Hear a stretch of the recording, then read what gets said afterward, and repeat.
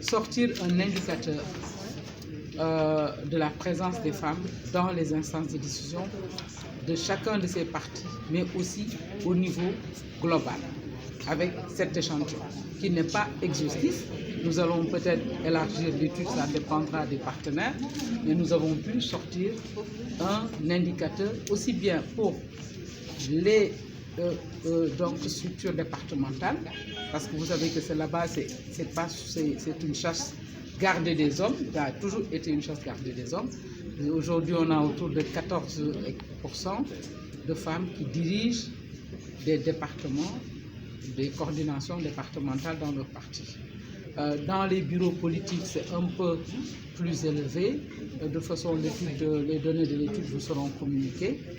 Et donc, nous avons sorti des indicateurs à partir des données que nous avons eues. Il y a aussi des partis qui ont opté pour la parité. Il y en a 3. Il y a des partis qui sont encore au quota, au système de quota. Mais nous avons en tout cas pu recueillir les données. Je pense que c'est une première aussi.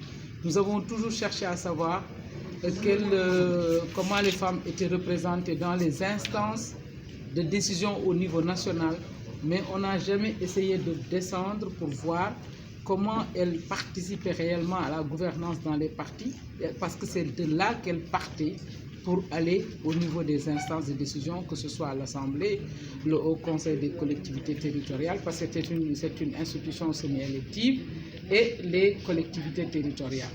Maintenant, nous avons même essayé de voir un peu combien de femmes étaient dans les représentations de ces partis-là au niveau de l'Assemblée nationale. Et j'ai découvert avec beaucoup de surprise qu'un parti qui a choisi, par exemple, le quota, d'avoir un quota de 30% de femmes dans ces instances de décision, avec quand même près de 75% de femmes dans sa représentation à l'Assemblée nationale. Et ce qui n'est pas la parité, parce que les hommes là, je pense que de ce parti-là, devraient se sentir un peu discriminés. Ça veut dire qu'il faudrait que ce soit pour les femmes ou pour les hommes qu'on puisse équilibrer. Voilà, justement, en tout cas, l'objet de l'étude, c'était de pouvoir avoir des indicateurs par rapport à la présence aussi bien sur le plan quantitatif que qualitatif des femmes dans les instances de décision des partis. Il y a, d'après l'étude, on n'a pas atteint la parité parce qu'on est autour de 34%. On est autour de 34%, c'est peut-être le tiers. Mais il faut reconnaître que, moi en tout cas, parmi les constats qu'on a fait, c'est que la parité a dû impacter positivement sur la présence des femmes dans les instances de décision, parce que depuis, ça va faire combien d'années 8 ans d'application de la parité.